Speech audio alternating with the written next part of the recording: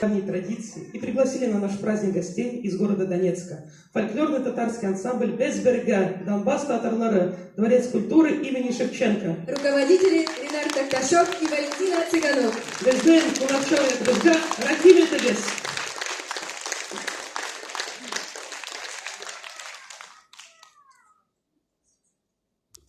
Sevmesiz, kadirli dostlar, bayram bilen sizge, yubiley bilen sizge.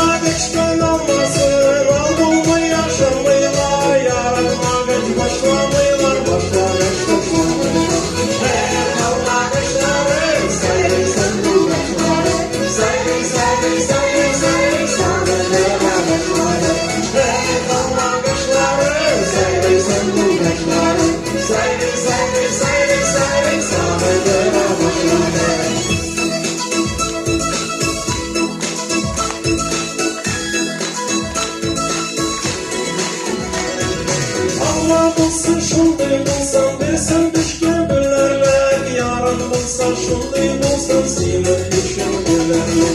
Ve kalmakışları sayılık sandı başları, sayılık sayılık sayılık sayılık sandığa başları. Ve kalmakışları sayılık sandı başları, sayılık sayılık sayılık sayılık sandığa başları.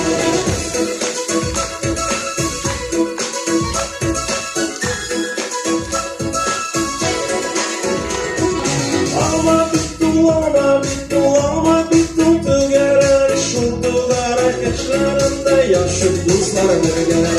Hep kalmakışları sayılık sandı başları, sayılık sayılık sayılık sayılık sandığa başları. Hep kalmakışları sayılık sandı başları, sayılık sayılık sayılık sayılık sandığa başları. Sayılık sayılık sayılık sayılık sandığa başları. Sayılık sayılık sayılık sayılık Donbas tatlıları.